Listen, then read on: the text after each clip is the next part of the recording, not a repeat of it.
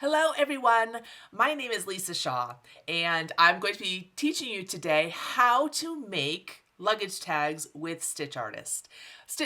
In the Hoop projects are so much fun with the StitchArtist programs and they can be done in any level, including StitchArtist Level 1. This particular luggage tag, and they come in all shapes and sizes, but the one that we're going to be working on today will start out from a TrueType font. Just a script font that I had. And my plan, because you have to have a plan before you start digitizing, is to simply make an embossed or motif filled item, a letter, like the letter L for Lisa, and have a loop at the top where I can pop a grommet through it.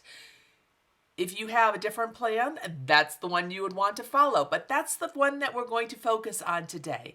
So these can be made out of cork, which is what the first one that is done, or maybe marine vinyl. This one is done with a real glittery type marine vinyl. All sorts of fun projects that you can make following these easy steps. So let's pop on into the software and get started. So first thing we have here, this is the one that we're going to be working on. I thought we would start with a letter that has a hole in it so that you can actually see, because there's a few different nuances to worry about when it comes to holes. So, but don't worry about it. We are going to start from scratch.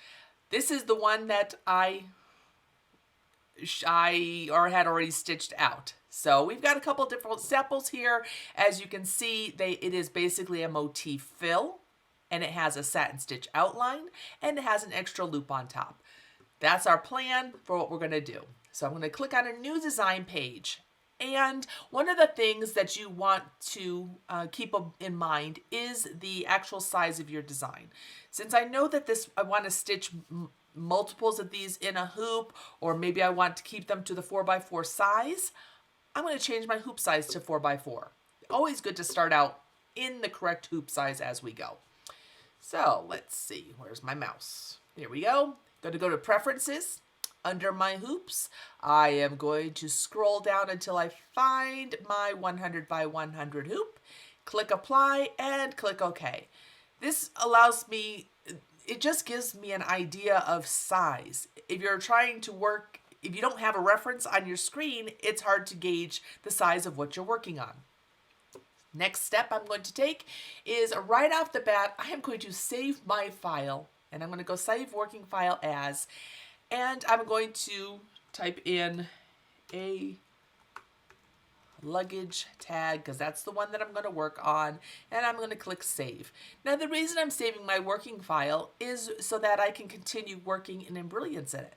I'm not ready to stitch it yet, so I'm going to keep working. Just my working file is the only one that I really need.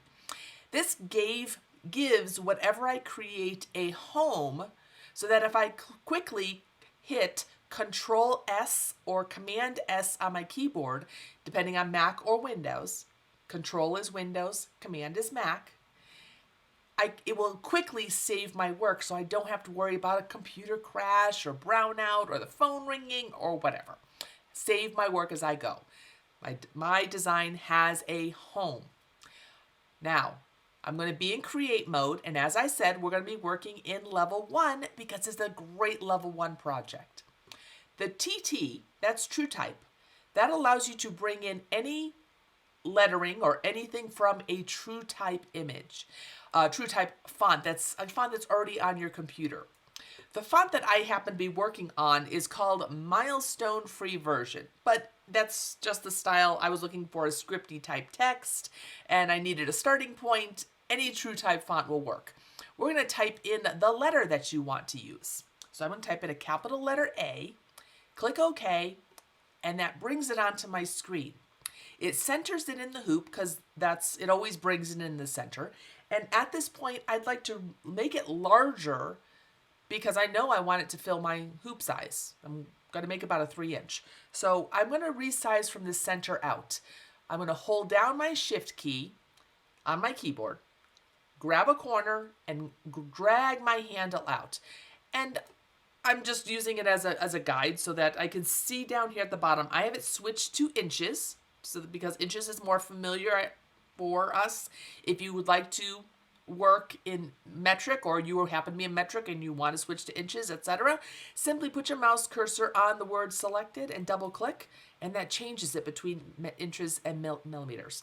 So because most people are familiar with inches, and I do know I want to fit in my 4-inch hoop, and the ones I've seen that I want are about 3 inches, that's the size I'm keeping. So this is my starting point. I have my letter in my hoop, and I am going to hit Control or Command S on my keyboard so that I save my work so that it's already at the right size. I don't have to worry about it. Now I want to zoom in to get a better idea, to be able to see what it is that I'm working on. So while it's selected, I'm going to hit the S key on my keyboard. And, whoops, let me go back and select it, hit the S key on my keyboard, and that zooms to that selection. It's just one of those quick shortcuts. And it's very important for you to see what it is that you are working on. Now, because I've done a few of these, and my plan is to have a shape that is filled with motif stitches, followed by a satin stitch outline to give it an outline, I need to look at what it is that I'm working from. This is a true type font, and it's great. However, it's not going to give the motif the attention that it deserves. These areas are too small. It's great for ink, but for what I'm working on, it's not going to work. So this is only a starting point. I'm going to use the nodes to reshape this into a very similar looking letter that's going to have wider sections. This is art. This information, or this process that we are going to be doing now, is based upon experience that you have with embroidery. Filling this with a motif is not going to, it's too small. So we need to adjust it. It's very easy to do with a true type font, as long as your font has a few nodes. Now let's take a look at these nodes. First of all, to adjust them, we click on a node while it's selected and we move it to a new location. So the handles on it allow you to reshape the lines. And if you notice here, each of the sides coming out of this one point are independent of each other. That is a cusp. That is what we call a decision point. Now I'm going to scroll down so that I can see or work with the nodes above here, because I need to make this space wider. To easily do that, I can use my scroll bars here on the side, but I like to pan. So I hold my space bar down on my keyboard, which turns my mouse cursor into a hand, so I can just grab my screen and move it down so I can see better. It's one of those shortcuts that you learn that when you're using the software. And all the shortcuts and keyboard keys are explained in your manual, which you can download from the Embrilliance website on the downloads page. Now in this corner here, a cusp, or with independent beziers, or a corner, that's sometimes called a curved corner, that makes sense in this point. And if you notice, that node is blue because I have it selected, and there is a line going straight up and down. That indicates that it's a cusp. This node here is a cusp as well, because can you see it has a line going straight up and down, which the software says, or will treat this as a decision point, which means if I'm trying to smooth out this curve, if I move one angle here, you see how it makes a corner. So it doesn't make sense for this node to be a cusp, but it worked for the true type font, which was made for ink and print, which means you may have to do this. You may have to make a change and change that node to a curve. It's very simple. While it's selected, right click on it, you get a pop-up menu and it changes it to curves. Now that makes a balanced section. So when you adjust one side, it smoothly adjusts the next side. So many times when I'm looking at all of these, they're all set to cusps. The only cusp I really need is right here in the corner and up here. So I can actually select more than one node at a time by dragging my mouse to lasso them, right click and change them all to curves, which will allow me to adjust my shape of my design easier. So this is just something that you learn as you're working on your designs, digitizing, you're adjusting things, removing nodes, adding nodes, changing between cusps and curves can make things a lot easier. So this is all a visual thing, but my goal is to make certain areas wider so that the motif will fill them, and that may involve me adjusting and reshaping, and it may not be exactly like the original, and I'm okay with that. This is art. That's just what happens. Some of these corners need to be, I would say, made softened or not so sharp, because stitches, you don't want clumps in here. So we can make an illusion of, whoopsie, let me get rid of, that node it doesn't need to be there. See how I'm making waffle stuff? So to delete a node, I'm gonna select that node and hit the delete key on my keyboard, which makes this easier for me to adjust. Okay, so I'm trying to make these areas wider so that my motif will fill them nicely. This is art. This will take you some adjusting. I need to do it for both the inside and the outside. So making your holes smaller. All the nodes are adjustable, whatever you have access to. Maybe we need to, if I want to make this part wider, I can actually grab two of the nodes and drag it down. You see how easy that is? When there's only a few nodes, you can make things, you can customize what you're working on, the original artwork, so that it makes more sense to the project that you're working on.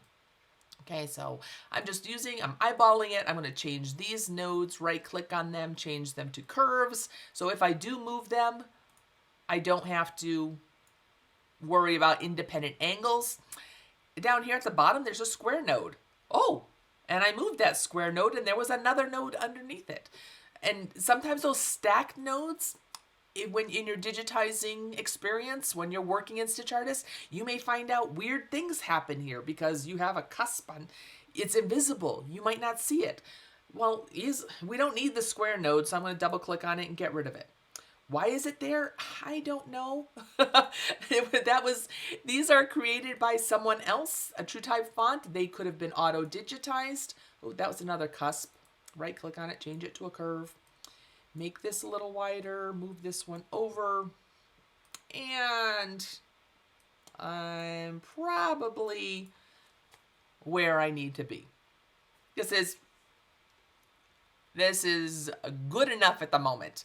Okay, so you're going to want to play with your letter to get it to be the way that you want it to look. All right, so I have my letter A, and I'm thinking about let's see, my original A, I think it was straight on the top. So we're going to have to move that one up. Stop. You can really get lost in adjusting these, but take your time and do them as you wish, and have some fun playing with them. So the first thing I'm going to do is save my work so I never have to do this again. So I'm going to hit the Command S, and it removes the asterisk from the top, saves it because it's nice and reshaped. I have my shape here, and as you see, it has a hole in it. That is in my object list, you can see the entire A. It does not treat these separately. So when I select this object by clicking on it, I'm going to go to my motif fill. Oh, and let's remove these because I want to show you from the beginning. So this is my motif fill. When you first start it with the motif or fill it with motif, you get a generic running stitch in here. That is because the software has not assigned any motifs to it. The program has over 200 of them built in. To add a motif in here, we're going to click on the plus sign. Now, by default, these are the ones that are built into the program. From the Embrilliance project blog, there was a free collection And the link for that is in the description of this video. And it is a collection that I created that has little circles in it. And I thought it would be really cute filling this with bubbles. So I'm going to select that circle and click OK. You can choose any motif that you want, but that's the one that I thought I would choose. The settings for this motif are shown here in our properties pane. There is a height and a width. And what's really kind of neat about the program or adding motifs is that you have controls over them and you can add more than one. So when I say you have controls over this, do you see how this has a yellow barbell going across? That is the direction that the motifs are taking in this particular object. If you put your mouse cursor on that barbell and move it, see how it's moving up? It's changing the angle. So when I release my mouse button, it refills this with a new angle of stitches. In fact, pay attention down here on your status bar. As you move that angle, the number changes. So here we go.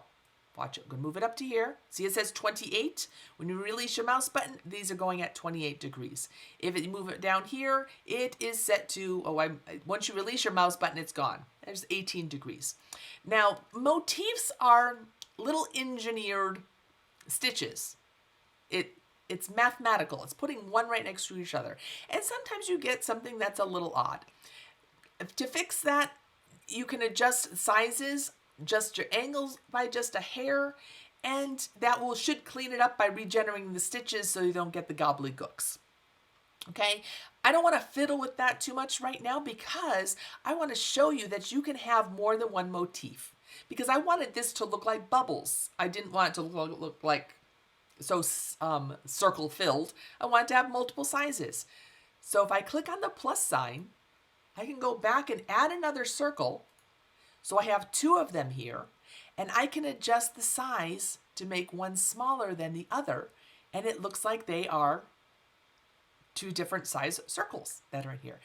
You also have this option to stagger them, which makes them look, if you notice all the little small circles are one on top of each other, if you click on the little stagger button, it staggers them so that now the little circle's on top of the big circle.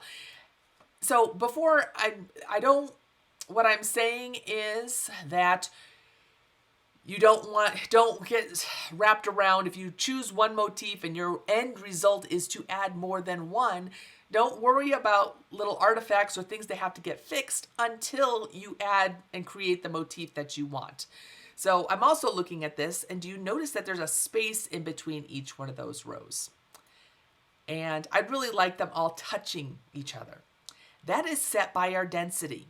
So if I go up here and I change the density to be a smaller number, the rows get to be a little closer together. So you have, that also works if you go to a larger number, they get further apart.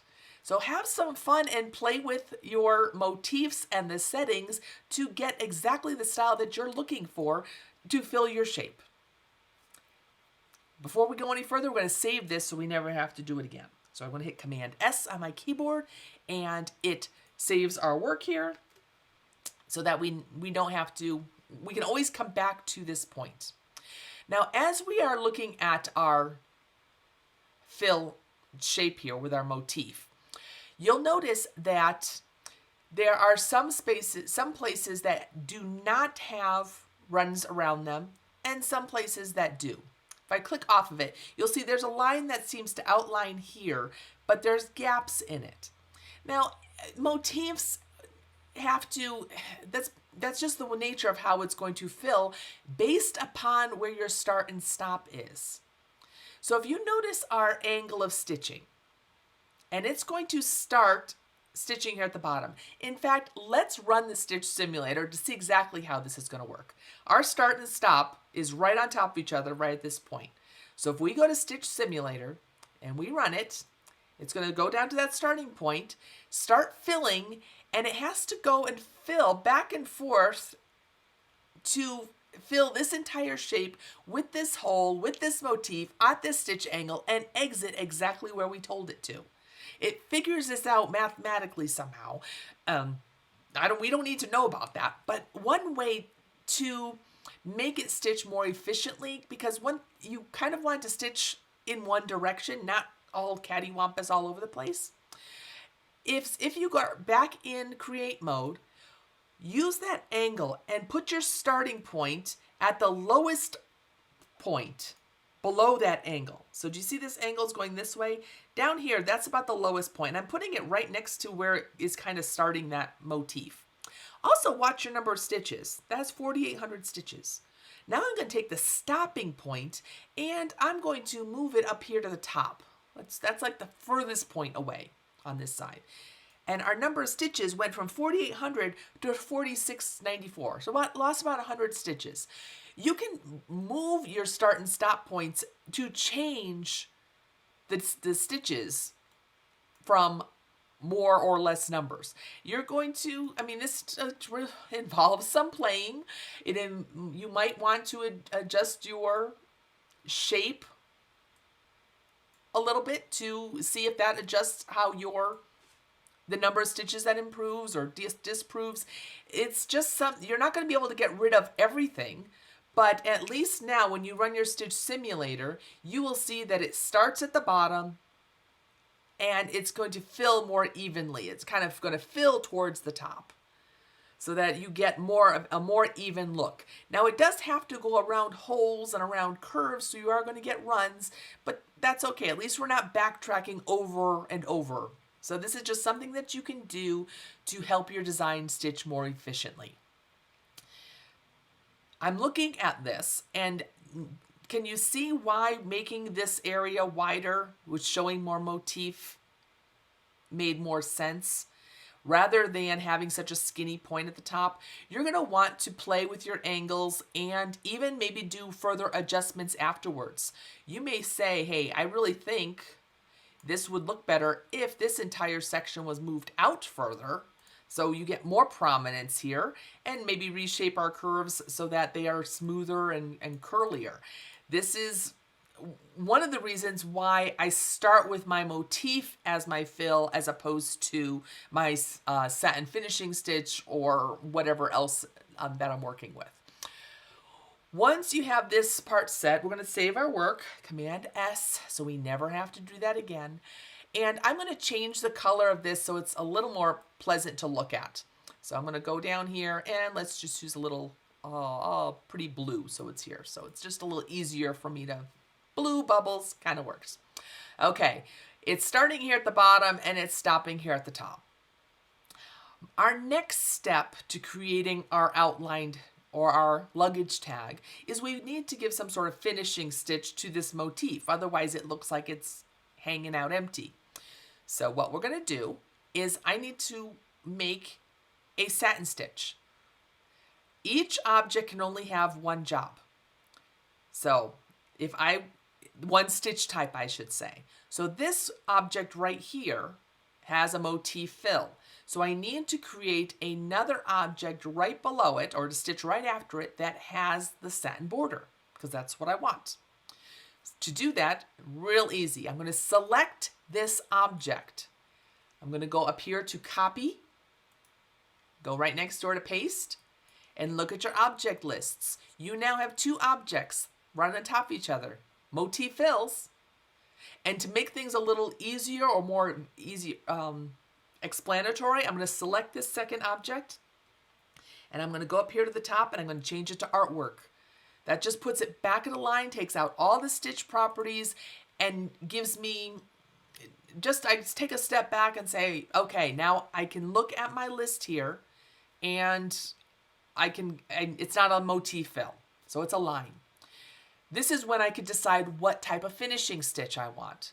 In my thought, I would like to have a satin stitch because that is how I'm putting my border on my letter. So I'm going to select it and I'm going to click on satin border, and it will come in with certain stitch properties. And you need to decide what stitch properties you want to have for your project. Usually the default comes in at 3.5 millimeters, which is a great width for applique.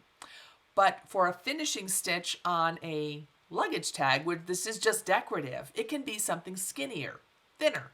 So I changed my number here using the pull down to 2.5. You can go as low as 2 millimeters. It's just a personal preference from what it is. Now, one thing to think about or keep in mind when you get to this step, something is jumping out at me as I'm looking at it. This little node here is crooked. I don't know. It from far away, that's where it looks not finished to me. So if I adjust this now to make it smooth, that's great because it now looks smoother to me in this area. But because I adjusted the satin border, my motif fill might be hanging out otherwise. It's no longer in the center of your shape. So a lot of times, as a power user tip or just a tip that I tell people, I work with my satin borders first because they are more likely to point out problems to me. Smoothness of curves, maybe corners. If I see how this corner is nice and overlapped, and I like that for this interior corner, but I'd rather have this corner be a little more spread out so that it has more of a mitered corner look like this. This is just a personal preference. So yes, I did all the work with the motif fill, but I get a better idea of smoothness by working from the satin border. So you didn't do the motif fill work for naught. I just deleted that object.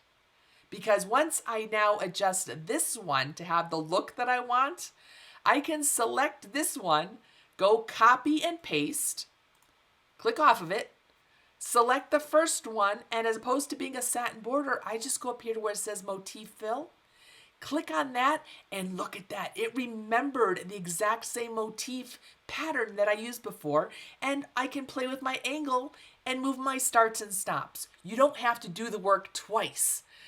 But I do have to move my little start up here to the top, move this stop down here to the bottom, so that I can reduce my overruns and get things going. This is all part of the fun of learning how to digitize, and you're getting all these tips and tricks in here. Okay, I digress because I get excited with this stuff. The next thing I'm thinking about at this point is I need to get a loop on the top of this. And I know that my loop, based upon my little grommet that I'm going to punch in with my crocodile and my little grommet setter, is going to be about 1/2 an inch tall. That's the size that I want mine to be. So how do I make something 1/2 inch tall? We're going to use the guides. We have our measurement is set to inches. If it's not, double click on it and it'll change you into inches fast. If you notice, you have a ruler here at the top and you have a ruler here at the side. I'm going to put my mouse cursor on the top ruler, click hold, and drag it down to the top of this. That's where I'm just making a guideline, so that's my new 0 mark. In fact, that's actually, I kind of like that guide there. Oh, here I go again. Because I'm going to take this corner, I'm going to move it up to the top here, just so that it has a straight edge. A straight turn edge, which means I'm probably just going to go in, if that was the only thing I was moving, I could easily select the node on my motif fill and move it to fit in there. But that guide just creates that nice straight edge. And I can see where that edge is right here. It's about right on this. We're going to make it up here, just to this top, that little hash mark. Now, from the 2 to the 1, you'll see that this is the dividing line of 1/2 inch. So there's 4 little ticks in here. So if I go up to this one and I put my little guideline, grab another one, drag it down, the distance between this line and this line is 1/2 an inch. So if I make my little square there, 1/2 inch. If I want to make it exactly 1/2 inch wide, I do the same thing on this side. So I'm going to click and drag it over to this point. Maybe I'll drag it over to this one right here. There we go. I'm going to grab another one and I'm going to drag it over to this one so it's exactly 1/2 inch. I've kind of created my own 1/2 inch square right there. And I'm going to use draw with points. I'm going to click on my satin border Or I'm just going to click off of it. I'll doesn't matter. We're going to draw with points. And I'm going to use this guide. I'm going to draw with points here, and I'm going to left click one time on the line, hold down my shift key to create my own cusp, because that's one of the draw with points tools. I'm going to go a little bit below. And the reason is because I'm going to arch this. So I'm going to click right below here, and I'm going to move my mouse cursor right below here. And I'm doing 2 cusps at that point. And then I'm going to move my mouse cursor right to the bottom here. I'm going to left click and then hit the enter key. Now the reason I went a little bit below is because I'm going to grab this line and I'm going to move it up so that it creates a little curved top. And I'm going to adjust my handles so that it curves nicely the way that I want it to be. And I'm going to make a click on satin border, and it remembers the exact same width that I used before. Now, if you made your curve a little, if you wanted to make sure both of those nodes are exact, yes, you can bring another node, another line here, drag your lines to it, make sure they're right on top of each other. This is all sorts of capabilities for you to make your line as exact as you need it to be, okay?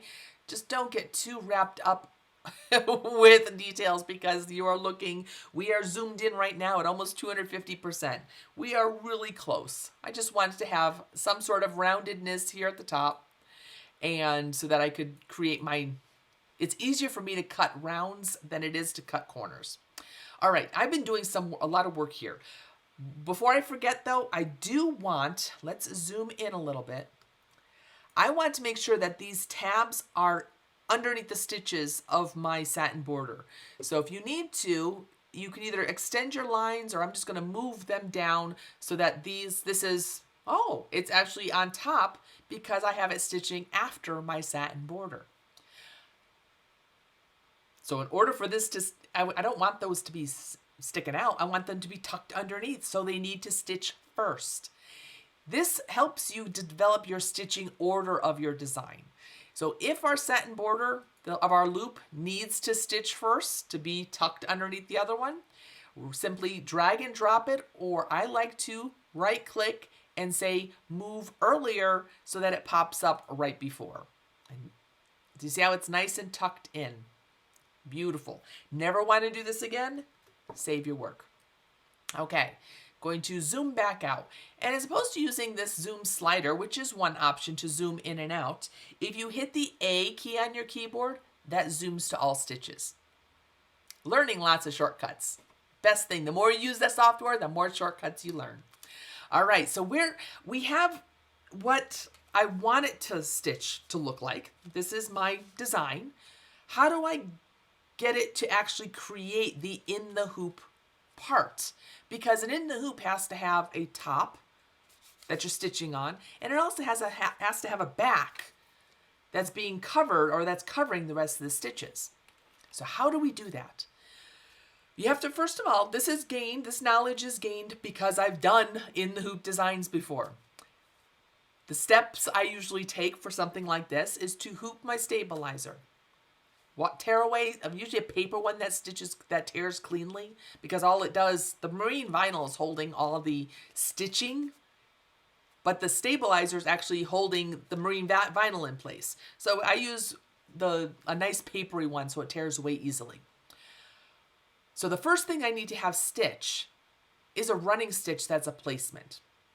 Now that placement stitch, I really kind of want it to show me exactly where my marine vinyl has to go. Could you simply copy and paste just the letter A and estimate? Or if you're stitching in a 4x4 hoop, just cut a piece 4x4. Absolutely. However, I was planning to do multiples of these in a hoop. Once I got my technique down and got a bunch of letters done, I was going to do multiples. So, and they might be different colors. So I kind of need to know. I don't want to guess, because if I guess, it's never right. So I need to create a placement stitch that is the size of both my satin borders together. So it includes that loop, because it has to be that large. So I'm going to use a copy and a paste because that's going to be right at the top. It's going to stitch it first. So I'm going to do a copy and a paste. Here it is. Do you see this little guy here? There's my second. That's my pasted one. Let me change it to artwork so that we're not confused. Let's even change the color so that we really aren't confused. Because it has to, this is going to stitch and then we want the machine to stop. But there's no stitching yet. And I want it to stitch first. So while it's selected, I'm going to right click on it and say move first. So that the very first thing is going to stitch is this yellow, and that yellow needs to be a running stitch. So I'm going to go up here to my stitch types, and I'm going to select the running stitch, and it automatically changes it to a run. See, it's named here, and we have our properties. At this point, let me hide these just so that we can actually, or maybe I'll change the yellow to a different color so that we can actually see it on the screen a little easier. How about a darker orange? There we go. You see, there's our running stitch. If we run our stitch simulator, by running our running stitch, it's going to stitch that loop first. Ooh, and then it's going to stitch that hole. Do we need the hole? Probably not. So keep that in mind. We don't need that hole. And then it's going to jump down here to the bottom because that's where it's doing the start and stop for that running stitch. So we've got a couple things to think about with that first placement stitch. First of all, there's three things I can think of. First, we need to get rid of the hole. Second of all, we'd like to connect this loop so that it doesn't jump to the bottom, because might as well stitch it all out at one time. And third, if you wanted to remove these stitches in here, which are just being stitched on stabilizer, I'll show you how to do that. Is that step necessary? Not particularly for this example, but we're going to show you how to do it anyway. So let's go back to create mode. We're going to select this object here. And we're going to right click on it in our object place here. And you'll see that there's an option that says separate holes. If you right click actually on the hole itself, there's an option that says delete hole. So that's just something to kind of keep in mind. If you aren't if right clicking is not something that comes to you easily, know that if you have this selected, you can also go to the create menu, go to outline, and there's an option here that says separate holes. That's sometimes the easiest way for you to remember it. Now, what that did is, do you see how our object here, it's a little hard to see, but there's no longer a hole in that letter A. There's our loop here, there's the outline, and then this guy is separate. So I can actually select this one all by itself and hit the delete key on my keyboard. So that got rid of the hole. This one is our running stitch for our top, and this is our running stitch for the bottom. Now, to make these stitch out continuously, so say you don't care if there's a little running stitch there, but to stitch this out continuously, it starts stitching on the left side around here, does a single run, and it stops right here. If we select the outline or the placement stitch here, and I take my my green bow tie, and I move it up to this end of our loop and release my mouse button, that moves our starting point up here, which got rid of that jump stitch. We might as well move this guy up here to the top, because if we don't, what happens? Well, let's leave it down here and we'll show you what happens if you don't. Go to your stitch simulator. It's now going to stitch the loop. It's going to start stitching here, and then it's going to come back and it's going to finish stitching right here. So it went all the way around twice. So this part has an extra run of stitches because we didn't take the time to move the stop up to the top. Even though we chose a single run, which is what's here in the properties pane, we told it to start here and stop here, and the software does exactly what we tell it to. So let's grab the little stop guy and move him up to the top. That creates one even stitching placement and tack down. Now, if you wanted to put a little hole in this section, let's zoom in. I'm going to hold my space bar down so I can actually see what I'm working on. And I want to remove those 1, 2, 3, 4 stitches. That's why I said it may not, pick your battles, guys. It's not that necessary, but it's only 4 stitches, but let's learn how, maybe you have another project that you really need to put a little break in here. To do that, I'm going to put my mouse cursor, well, first of all, we have multiple objects that are lined up on top of each other. And sometimes what happens is if you have this selected and you click and you're not precise in where your mouse pointer is, and you go to click, you actually select a different object. So one way to avoid that is to hide or lock the other object that you're not working on. This is really a nice power user tip for when you're doing in the hoop projects. So I don't want to touch my motif run, my satin borders. I want all of those to just be locked, so I can't touch them. They're just for now. So I'm going to hit the lock button. I'm not going to hide them. They're still here. But if I click on this, the only thing I can select is what is not locked. I can click on stitches and nothing selects. I don't know if you can hear me clicking, but nothing's selecting. So this is just the lock button right here, which locks these so you cannot select them here in the display pane. I'm going to put my mouse cursor right on that line. So that's that squiggle line that we have here. And you see how it turns into a cursor with a squiggle? That allows, when you have the squiggle, if you double click, that adds a node. So I can move that node right to where I want it. Now, I want to delete the stitches in between this node and the node that I'm going to put right here.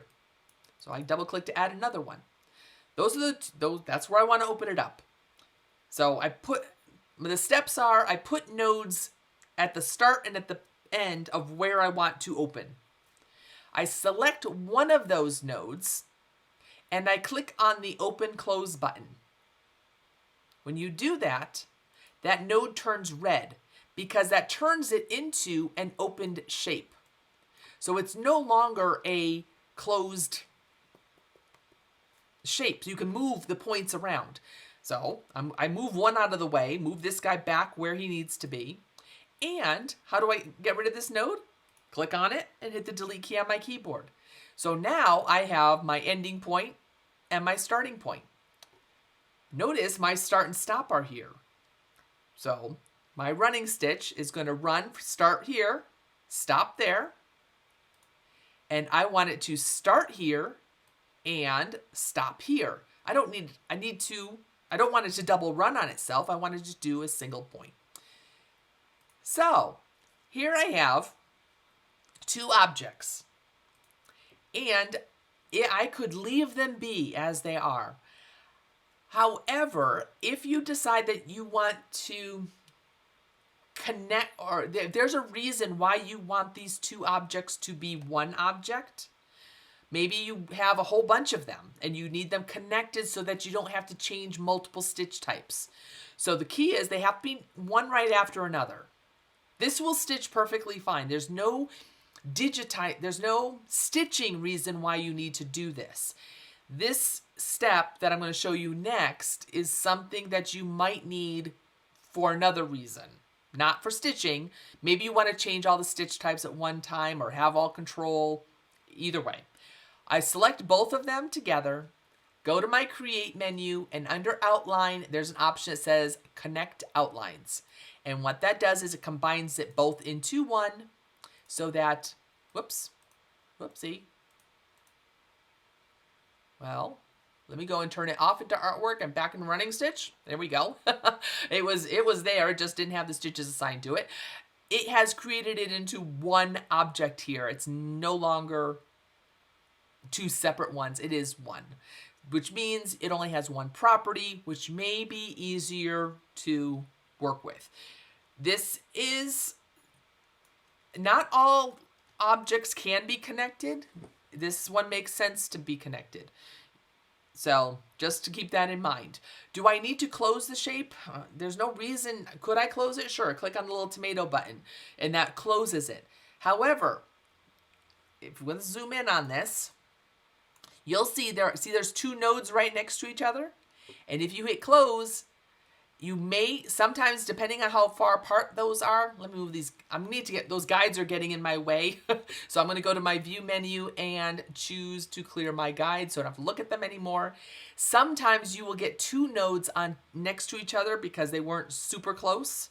And then you end up with gobbledygooks. So does it have to be closed? In this instant, it does not, but I closed it anyway. All right. I have an asterisk. I never want to do this again. Let's save our work. Let's hit the A key to zoom to all stitches and take a look at what we have here. Let me select my fill and my satin border and unlock them so that they're able to be used again. And let's think about what we have here so far. Our first step is a running stitch. That is going to be our placement stitch on our stabilizer. Can you adjust the stitch length since it's just a basting stitch or a position stitch? Absolutely. It only has 190 stitches, but if you want this to have a longer stitch length just to stitch faster or less complicated, you can change your stitch length. It's being hidden by your satin stitch at the end. It doesn't make a difference. Okay? If sometimes what I like to do when I'm working on my projects is give this step a name. It says run, and it is a running stitch, but in my mind, it's also a placement stitch. So if I select the word run, I can type in the word placement. That just gives me an idea, so the next time I come into this file, I know.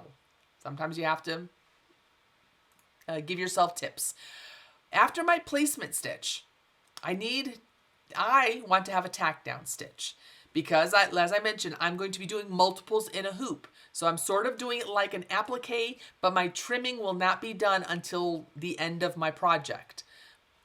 So I do want to have a second stitch.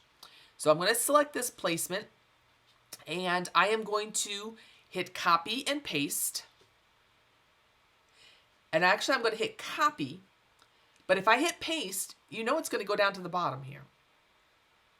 Power user tip. I copied it.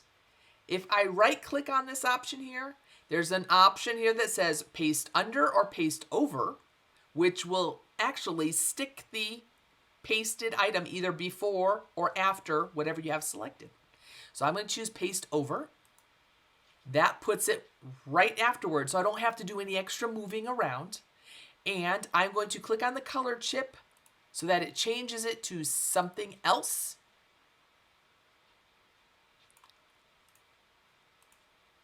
So that I have 3 colors in my design, just so that my machine stops.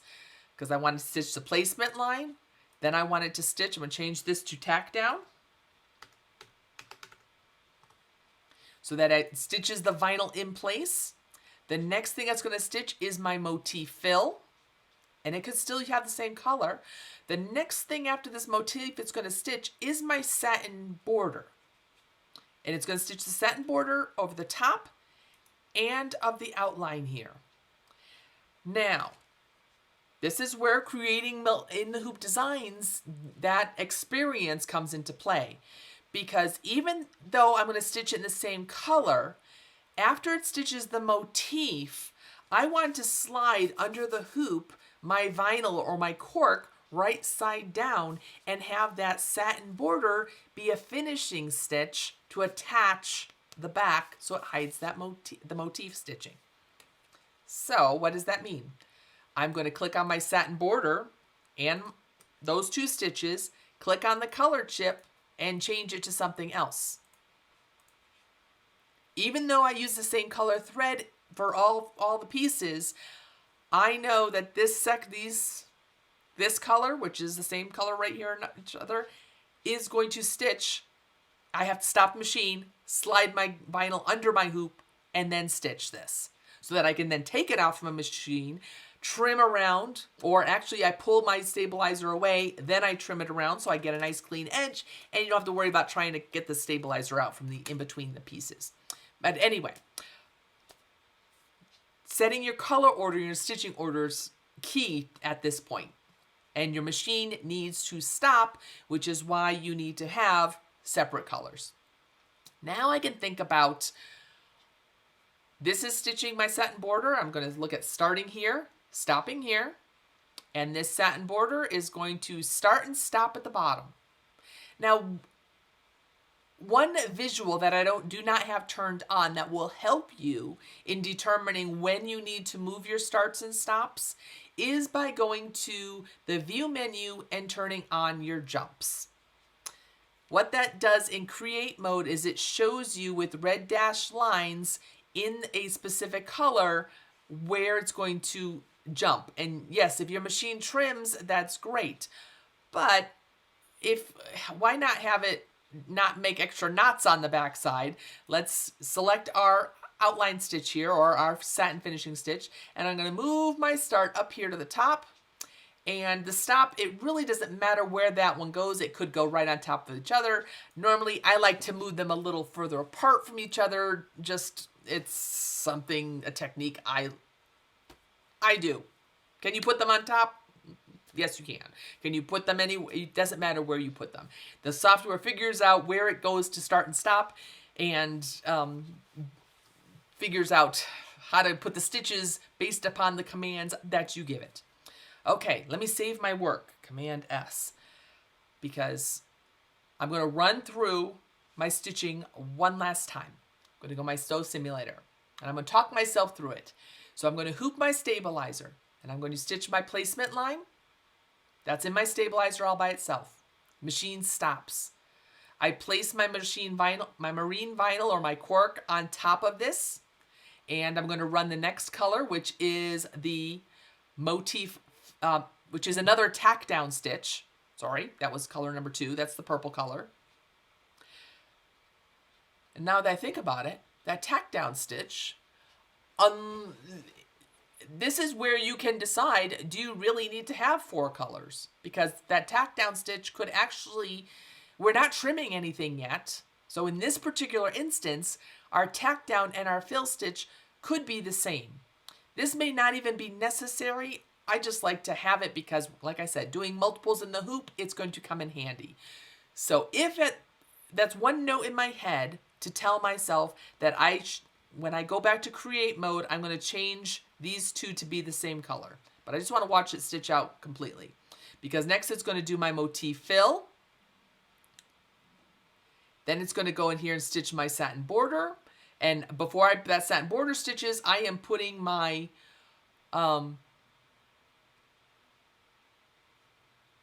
marine vinyl under my hoop, right sides down.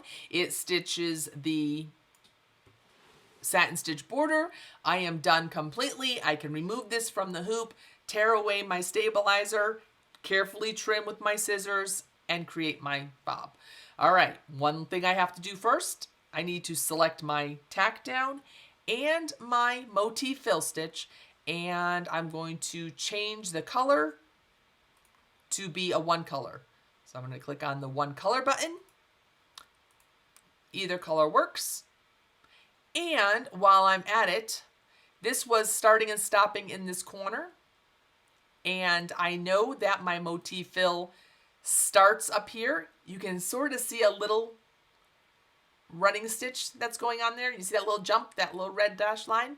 I'm not going to move my motif to match. I'm going to grab my tack down and I'm going to move its stop over to this area so that it's going to have a little bit of an overrun, but it's just going to follow with the underlay stitching.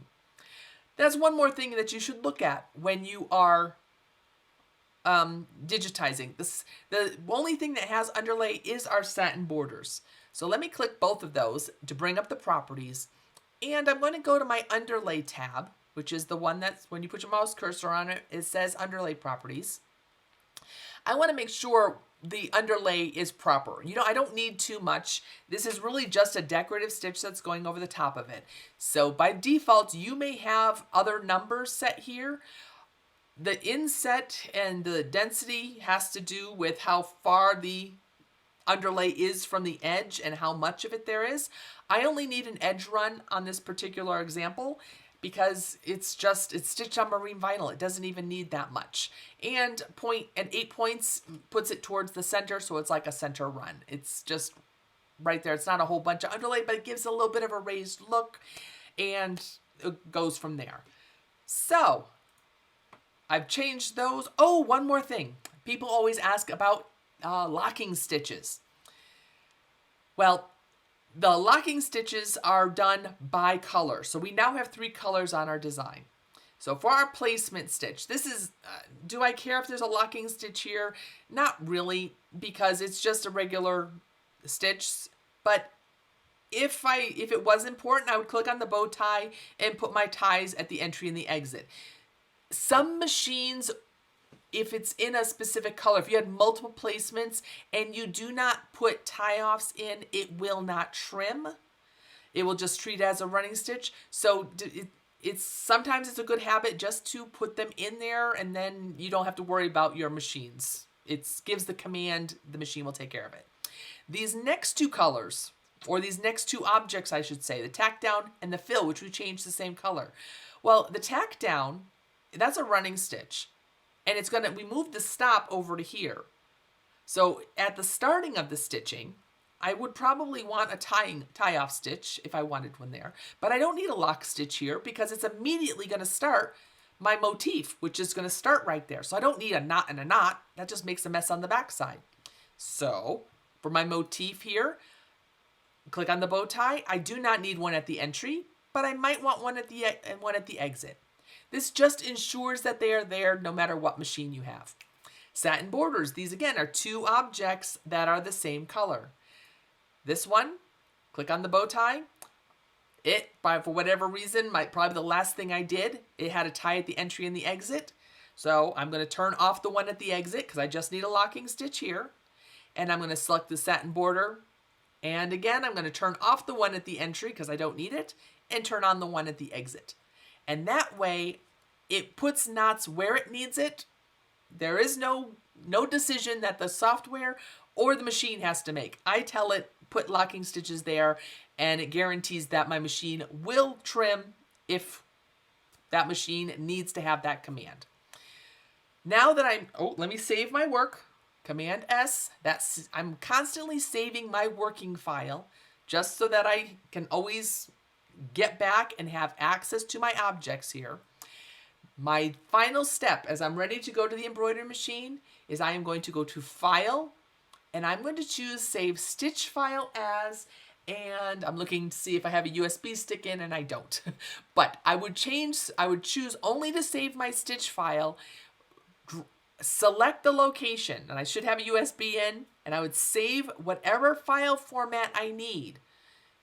If I'm stitching this on my Viking, I will scroll down here and until I find the VP3 format, put in my USB, and only save that stitch file to my USB.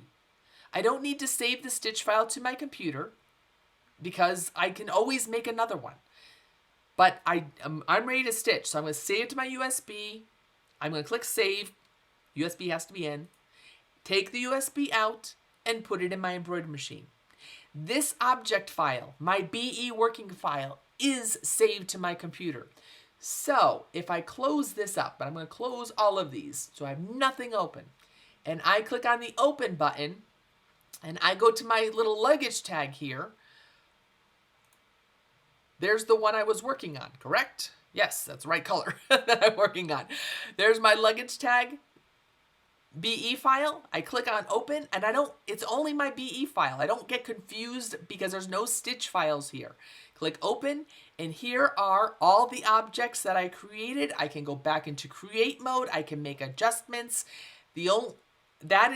I have my working file here on my computer that I can constantly go back to and work from. If I need another stitch file, say next year I want to stitch this out, maybe I want to change the motif in here. Easy to do. Click on your motif fill. You have access to all of the properties here. Subtract the motifs, put in something different. Save your stitch file to your USB and stitch it out. It's saving your working file to your computer, and you're saving your stitch file to your USB. Hopefully that made sense. Thank you for taking some time to watch this how-to video on how to create your own luggage tags. We'd love to see you post your projects on our Facebook page or social media, or even send them in to be shared. That will share them for you by going to the Embrilliance website and clicking on the project link in the left-hand column to share photos of your projects. Thank you and have a great afternoon.